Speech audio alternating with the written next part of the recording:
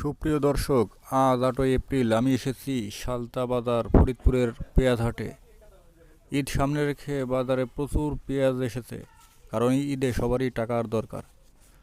বাজারে এসে দেখলাম প্রচুর নতুন ব্যাপারী এসেছে পেঁয়াজ রাহি করার জন্য, যার কারণে পেঁয়াজের দাম কিছুটা বৃদ্ধি পেয়েছে। কৃষকের গত সপ্তাহের তুলনায় দাম কিছুটা বৃদ্ধি পেয়েছে, মূলত পেঁয়াজ রাহি করার উদ্দেশ্যে কিনতে আসা ব্যাপারীর কারণে দাম কিছুটা বৃদ্ধি পেয়েছে।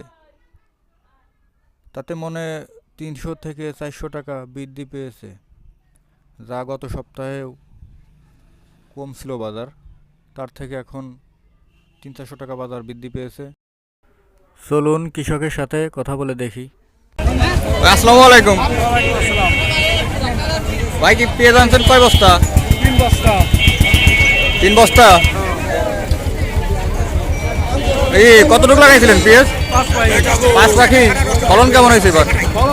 কাঠি হয়েছে খালি, শুধু কাঠি। কি জাতের পেঁয়াজ লাগাইছিলেন? লাল তীর। ও, গতবারের তুলনায় ফলন কি কম না বেশি হয়েছে এবার? কম।